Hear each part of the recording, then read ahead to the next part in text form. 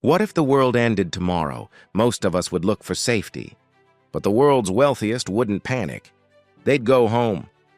Not to a mansion in the hills, not to a penthouse in the sky, but to something far deeper, hidden beneath the earth. A place built not just to survive the end, but to rule whatever comes after. They call them billionaire bunkers. But that name doesn't even begin to capture what they truly are. Because these are not shelters, they're palaces built underground. A private civilization beneath our feet. Each one worth hundreds of millions. Each one more secret than the last. And together, they tell a story about power, fear, and the hidden future of luxury. This is the world they don't want you to see. The obsession began quietly. Around 2010, whispers started spreading through private investor circles. Tech founders, hedge fund managers, and oil heirs were buying land in remote parts of New Zealand, Colorado, and the Czech countryside. At first, people assumed they were just collecting real estate, another trophy purchase. But something much larger was happening. After the global crises of the last decade, the pandemics, the wars, the political unrest, the richest people on Earth decided they needed an escape plan. Not for a vacation, for survival. They began pouring their fortunes into underground worlds designed to outlast humanity itself. It was no longer enough to have a mansion with panic rooms. Now they wanted entire self-sustaining ecosystems below ground. If civilization fell, they'd simply move downstairs. In the Czech Republic, one company quietly became the gold standard. Apedom.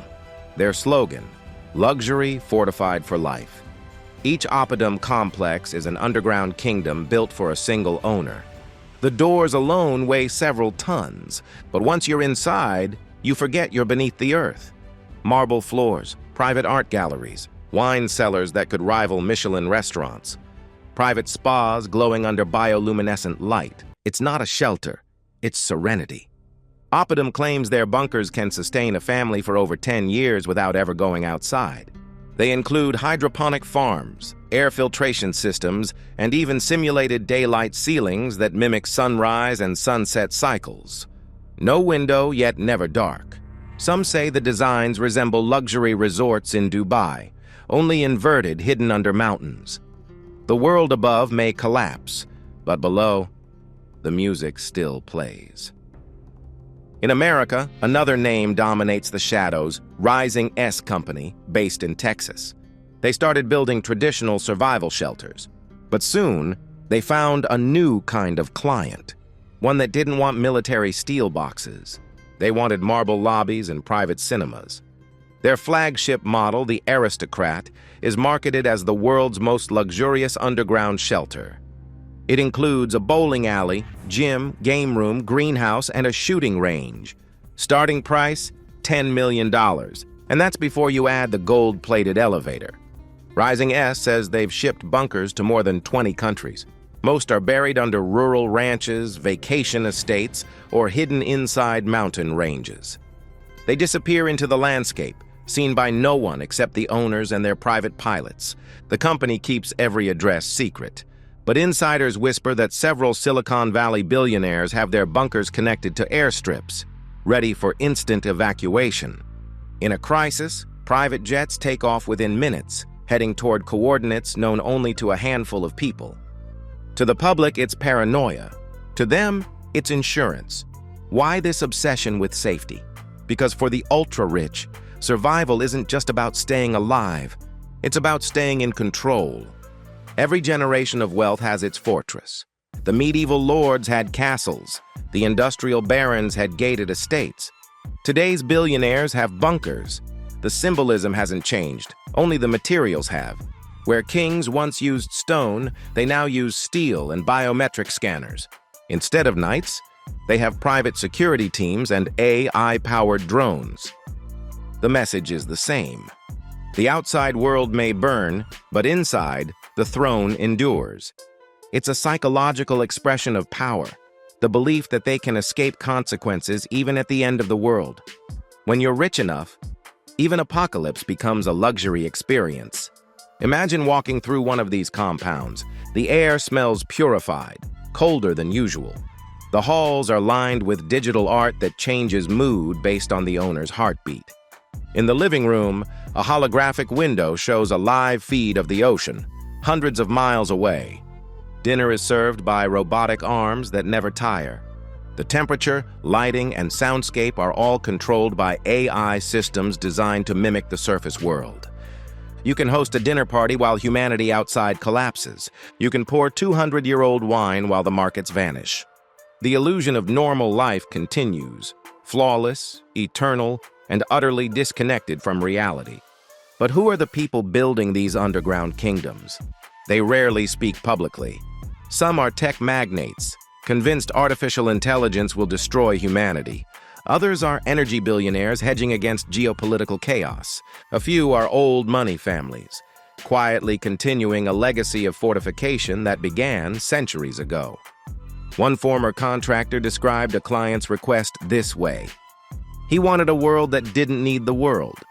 Everything, water, air, food, communication, had to be self-contained. Every system duplicated 3 times. The bunker wasn't just a refuge, it was a replica of civilization, reduced to a single household.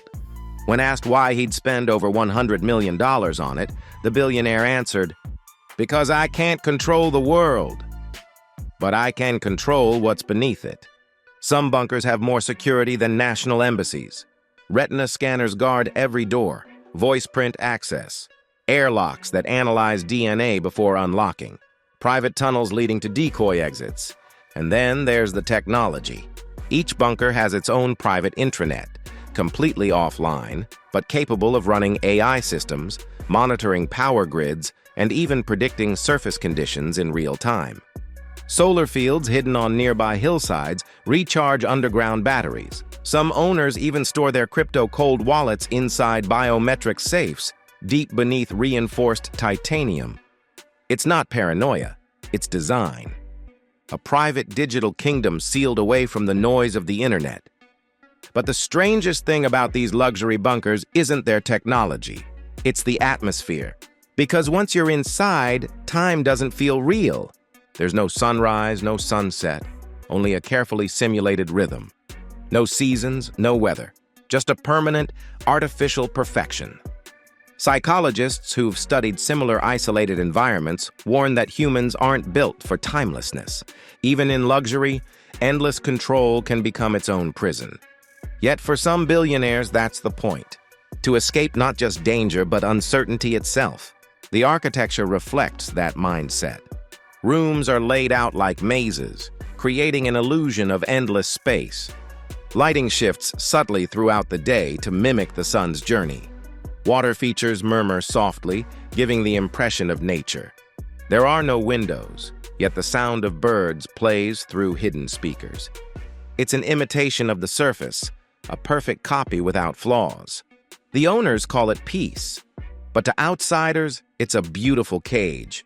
If you trace the roots of this underground obsession, you'll find it mirrors every major wave of global anxiety. During the Cold War, governments built bomb shelters.